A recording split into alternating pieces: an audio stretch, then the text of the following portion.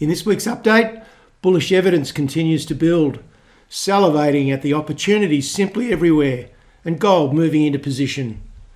My name's Garry Davis. As always, this is general advice only, and please remember to like and subscribe to the video. Right, let's start with the market perspective and just looking at it from a purely technical view, which I think is by far the most important way to look at the market. There are just too many examples now where demand is clearly outstripping the supply of stock. There's no question about it. There's no debating it. You've just got to look at the charts to come to that conclusion. And it comes after we've had a major fall through 2022 for most parts of the market. We've now had a period of consolidation and sideways, and now we're returning to uptrend.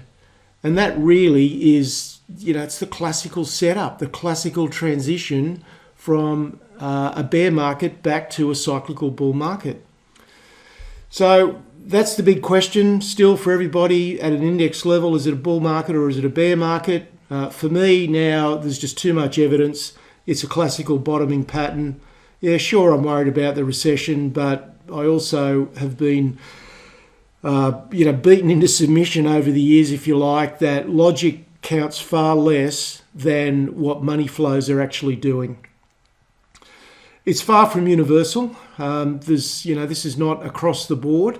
That may come later, but it's enough from my perspective. It's enough to conclude that the balance of probabilities have moved quite dramatically in favour of the bullish side. And as I said before, if it wasn't for the recession, the fears about recession, then I think this market would be, going a lot harder than it is. That's sort of what's holding it back. And there is something else holding it back, which I'll get to in just a minute. What the indices are doing, bull market, bear market, it's really an unknowable answer at this stage. We only know looking back after 3 months of moving into a new phase.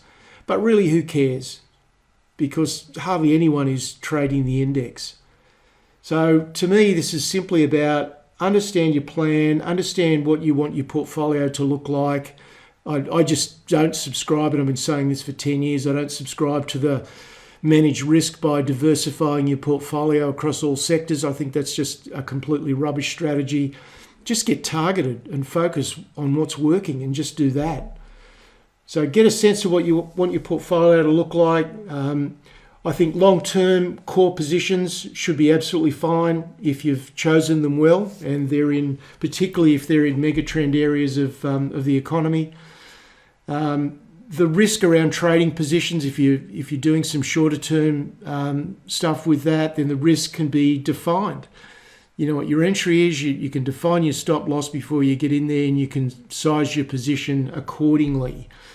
And then if you want to jazz up your portfolio, then you can throw in some small amounts of more speculative stocks that can really give you some sensational returns over time. So that's the overall perspective on the market. Let me just show you a couple of examples, and there are just literally dozens and dozens that I've got in America that look like this. And this is it doesn't matter what the stock is. This isn't a recommendation. It's just the pattern. We've had a long decline, as you can see, through 2022. We're now into a sideways move, which is quite clear. And now we've broken out of the sideways move. And if you look from the October lows, just look at the number of green candles, particularly in the last, let's say from this low at the end of December. Just look at the number of green candles that are closing on their highs compared to the number of red candles. And it's quite overwhelming. And so what that tells you is that most trading days, there are more buyers than sellers. That's what a green candle tells you. There's more buyers than sellers, and they're closing on the highs. And there's not a lot of long wicks on the top of these candles. Most of them are closing on the highs of the day. So this is classic classic stuff when the buyers are just outstripping the sellers. The sellers are probably done.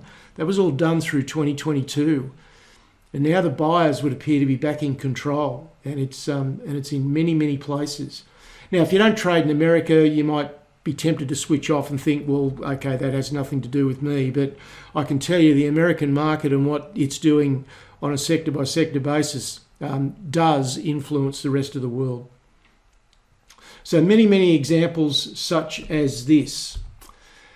Now, what is holding the indices back? I think if it wasn't for the Amazons and the Googles and those sort of stocks, the indices would be unequivocally back in uptrend. So, we've had some pretty punishing treatment just in the last few days since earnings season started for these stocks. And at the same time, we're seeing small cap valuations at historical lows. So it's a market that I think we might see a very different market to what we saw in 2019 and 2021, which was led by these tech giants. And I think we might be seeing a market where the opportunity for the smaller stocks is coming to the fore. If you look at Google's been hit very hard in the last 2 or 3 trading sessions on big volumes. So these stocks are holding the indices back. But then again, there's also other stocks. The energy sector did fantastically well in 2022, and so did some stocks like Hershey. Again, this is not a recommendation, it's just an example of something that is. This is 2022, where the green bar starts and finishes. You'd have to say, when you look at this stock, what bear market? Didn't affect that stock at all. And that's the point I've been hammering for months now, that don't worry about what the indices are doing, don't worry about what the overall market is doing. Just get clear about what you need to do, go with where the money is going, and you're going to get a much better outcome. Okay, so looking at the American market, the S&P was down by 1.1% for the week. And actually, just before I go on with that, as I said, I'm all over a lot of opportunities in both America and in Australia. And if you want to be a part of that, and I think we're just entering a very exciting phase, then there's a trial, portfolio analyst trial that you can do. It's 2 weeks for $1. You've got full access to the site, and I think you'll see some very enticing opportunities over the next couple of months. And also, just on the index side of things, I've had an email or two over the last few weeks about my shift from bearish to bullish, because if you go back to the start of January, I was definitely seeing signs that I didn't particularly like. But anyone that's watched me for any little period of time knows that I'm totally driven by the money flows. It's what the money is doing rather than what logic dictates that it should do. And I think you're a fool if you stick with a fixed position in the face of such compelling evidence to the contrary. So I'd really urge everybody to rethink their position on the market. So back to America, the S&P down 1.1% for the week, with just so many stocks breaking out of bases. The Nasdaq was down 2.1%. So that on the very short term is not encouraging. But if you look at the bigger picture, I think the Nasdaq is looking in much better shape. The US dollar index bounced a little bit to 103.5. The 10-year yield was up sharply though, and that certainly is impacting on the big tech stocks. So up from 3.5 to 3.74. The VIX also moved higher, which is interesting. And the 10-year, 2-year spread has also increased again. So let's go and look at some more charts. Sorry, there we go.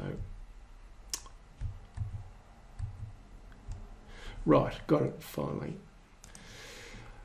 All right, so let's start with the S&P.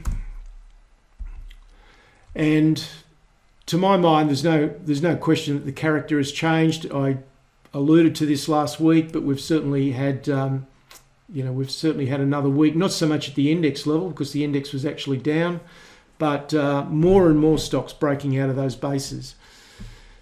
So the point that I made last week was that the balance between buyers and sellers is what creates ranges. Here we had an uptrend, here we had a downtrend, and then going back here is when we started a sideways move. And often if you're only looking at the last few months, you miss this sort of thing. So big sideways consolidation, and we're now getting higher highs and higher lows, and we're now back into an uptrending channel. So the index is yet to definitively break out of this big base, but certainly many stocks are. So sellers had been overwhelming the buyers at each successive lower peak, so the market would run up and the sellers would come in and overwhelm. Market would run up, overwhelm. It's just continued all the way through until just recently, and now something different has changed. If we look at the NASDAQ, same sort of thing, quite clear. We've broken out of this base now. In fact, this is probably even a bit clearer than the S&P. Broken out of the base, retraced, tested the breakout, and bit of an indecisive day on Friday. So that one is looking better. If we go to the individual sector spreads, it's not the one I want. There's the small caps. So we've remained nothing startling in small caps yet. We've just remained in a balance between growth and value. So they're sort of pretty much still in balance. But if we look at the 1,000 growth versus value, we've certainly improved in the last few weeks. This is the large cap growth versus value on a bigger picture weekly chart, and there's no question that this is making a much better run. The NASDAQ versus the S&P pulling back a little bit last week, with the NASDAQ being down more, but still a pretty strong uptrend since the start of the year. And this is just, I think, one of the two steps back. And the last one I want to look at is semiconductors versus the S&P. So we've had a little peak over the top here. We're just encountering a little bit of resistance, but certainly I'm seeing a very large number of very positive charts in the semiconductor space, and I've got quite a decent watch list for semiconductors, both in America, but also there's some possibilities, more speculative admittedly, but some possibilities in Australia as well. So that's the stock side of things. Let's look at the currencies. So the US dollar had got down to this lower support level at just over 100, 101. We're now coming back to what had been support, is now proving some short-term resistance. This is a weekly chart of the dollar. So we're at a pretty key area here. If the dollar punches through and pushes back up here, then that's certainly going to delay things for gold in particular. But this is a resistance area now. So the next week or two in this zone between 104 and 100.5 is a pretty critical zone, because not only does it impact commodity prices, but it definitely impacts stock prices as well. And if we look at the Australian dollar, it's pretty much reflecting there's not really a great divergence there with what's happening in the US. So turning now to Australian stocks, 68.5 is where we finished. Our market was down 1.7, and there's not a big divergence between the sectors, as we'll see. So let's go to the ASX 200. So you can see we're up near this quadruple top. Didn't quite make it. Rolled over on Thursday and Friday. But if you look at the major sectors, so materials, which had done really well, got up to a double top, all-time highs. It was down a bit on Friday, but nothing terribly dramatic, and the volumes were declining throughout the week. Energy has remained pretty strong throughout, but also finances have come up in the last few weeks, and also healthcare. A lot of that was about CSL, which had a really big move, but we're seeing some pretty uniform buying around the Australian market. And battery materials, of course, remain very buoyant. Some terrific opportunities in that space.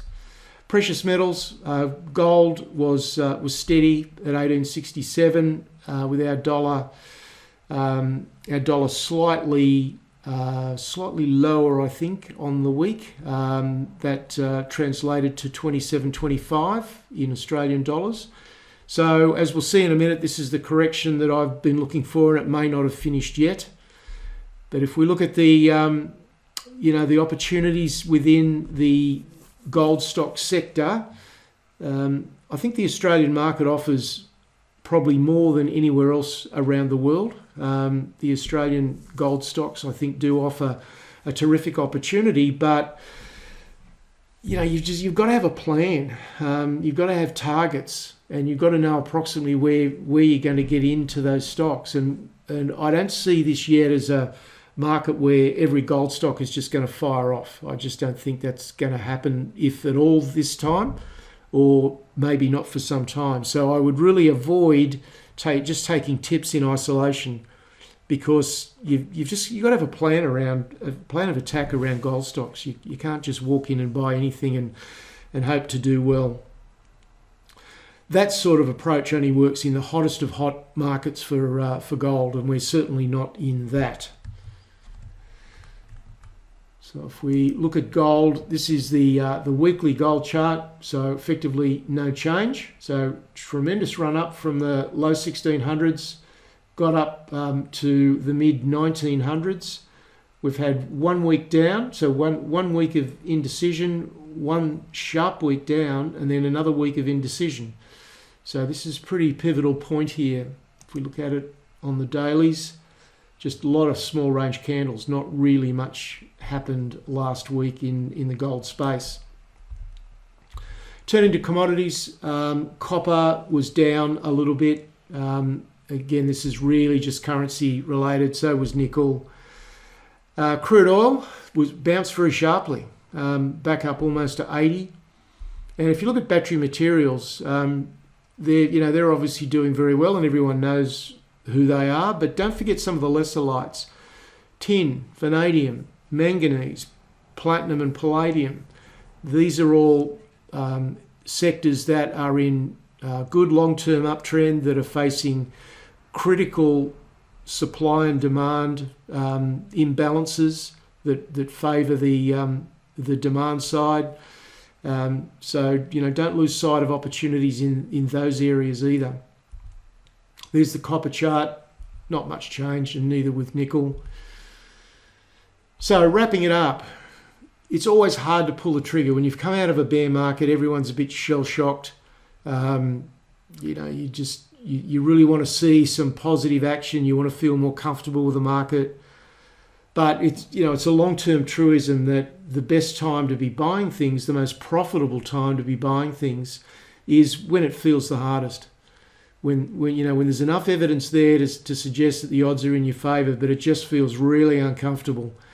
And that's the period we're in right now. It's just, with recession, which is highly likely, coming, it just feels really, really hard to pull the trigger in a big way at the moment. But I think the price action, to me, as I'm reading it, is quite compelling. I think it's time to follow the money. I really do. The market breadth is improving quite rapidly. So I just think it's potentially a great opportunity, but you've got to do it with a plan. If you've got a plan for both long-term and short-term holdings, you're defining your risk on your short-term holdings, then, to my mind, if you've thought it out well in advance, you can't get yourself into too much trouble. And, I cover this all the time in Portfolio Analyst. It's not only about analysing stocks, it's about strategy, it's about positioning. Last week we looked at why money flows trump the logic, and that's really what we're seeing at the moment. The logic says the market should go down. But the money flows are saying something very different. Also, last week I covered my watch list. This is for copper. This is something that I'm working my way through about 6 or 7 of the different critical battery material areas, and that's just all part of the plan of getting organised. So once again, if you've not tried Portfolio Analyst, there's a $1 trial for 2 weeks. You've got access to everything for that period, and I think you would get a great deal of benefit from that. There's my website and my email address if anyone wants to contact me, and I'll be back with you next Sunday. Cheers.